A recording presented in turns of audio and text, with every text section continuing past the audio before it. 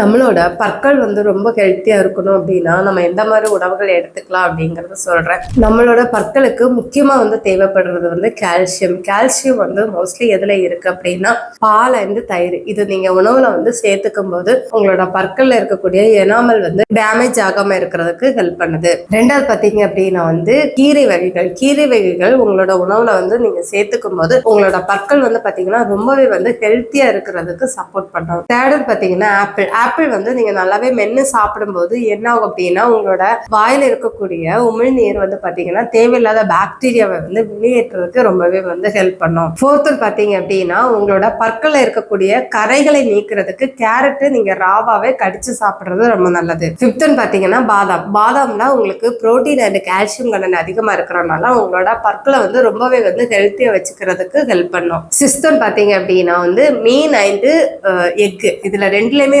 Calcium content அதிகமா இருக்கு. முக்கியமா இதுல வைட்டமின் டி அதிகமா இருக்கிறதுனால உங்களோட பற்களை ரொம்ப ஹெல்த்தியா வச்சுக்கிறதுக்கு ஹெல்ப் பண்ணுது. செவன்த் பாத்தீங்க அப்படின்னா வாட்டர். வாட்டர் பாத்தீங்கன்னா நீங்க என்ன சாப்பிட்டீங்கனாலும் சாப்பிட்டுட்டு வாய் கொப்பளிக்கும் போது உங்களுக்கு பற்கள்ல இருக்கக்கூடிய சின்ன சின்ன ஃபுட் பார்ட்டிகல்ஸ் எல்லாமே வெளியே கொண்டு வரதுக்கு ஹெல்ப் பண்ணுது.